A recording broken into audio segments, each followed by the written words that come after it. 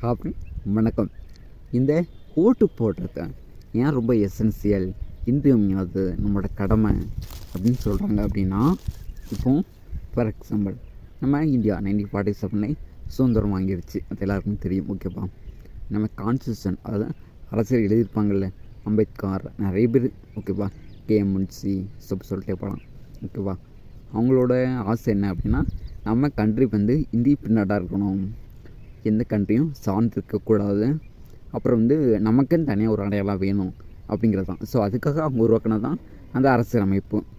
அதே மாதிரி தான் அந்த அரசியலமைப்பு உருவாக்கும் போதே அவங்க அந்த ஓட்டு உரிமை அப்படிங்கிறதையும் கொண்டு வந்துட்டாங்க. ஓகேப்பா, ஸோ அவங்க அதை அப்போ கொண்டு வரல அப்படின்னா நீங்கள் இந்த நாடு தான் அப்படிங்கிற ஐடென்டிட்டி இல்லாமல் போயிடும். ஓகேவா, இந்த ஓட்டு உரிமை அப்படிங்கிறது எதுக்கு அப்படின்னா, நீங்கள் இந்த நாட்டை சேர்ந்தவங்க தான், இந்த ஊரை சேர்ந்தவங்க தான் அப்படிங்கிற ஒரு ஐடென்டிட்டி உங்கள்கிட்ட இருக்கும். ஓகேவா, நீங்கள் உங்கள் இடத்துல வீடு கட்டியிருப்பீங்க, இன்னொரு இடத்த கிளைம் பண்ணுவீங்க, இது ஏன் இடம் அப்படின்னு.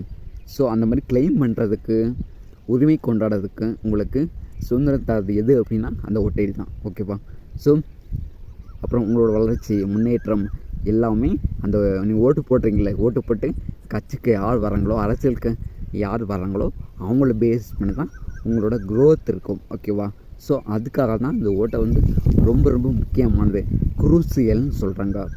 நீங்கள் ஓட்டு போடும்போது கண்டிப்பாக வேஸ்ட் பண்ணாதீங்க. ஓகேவா, நல்ல தெளிவாக யோசித்து யாருக்கு போடணும் அவங்களுக்கு ஓட்டு கண்டிப்பாக நாளைக்கு போடுங்க.